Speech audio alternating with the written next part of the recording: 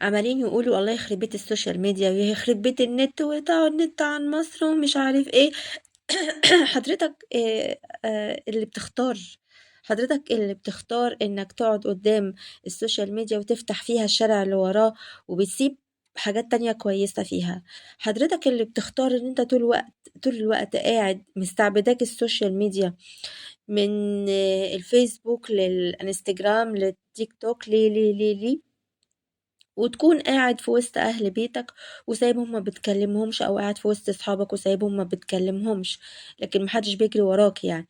آه آه آه محدش او انت اللي بتختار ان انت اللي تقعد تكلم في بنات الناس على الماسنجر وتصبح وتمسي عليهم وتشكرهم على الصداقة، في حين ان انت سايب مراتك لا بتصبح ولا بتمسي عليها وهي قاعدة جنبك مستنية اي كلمة حلوة يعني، او على الواتساب او ف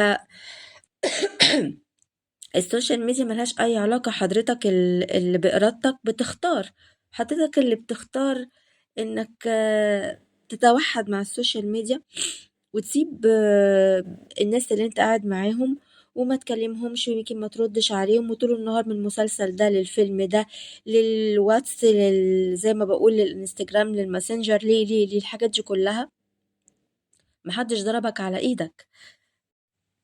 السوشيال ميديا مش ماسكالك شبشب وبتجري وراك وبتقولك والله العظيم ان ما استخدمتني لا هتتحرق.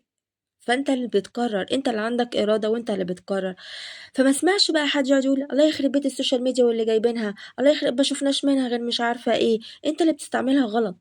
كل حاجة وليها انت في سكينة في ايديك ممكن تقطع بيها اكلة وممكن تذبح بيها حد.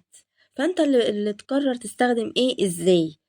ما اسمعش بقى حد يقعد بقى ايه يعني يرمي المسؤولية، ما يكونش مسؤول كفاية ويرمي المسؤولية على اي حاجة تانية غير ان هو نفسه اللي مقصر، او هو نفسه اللي ما عندوش ارادة.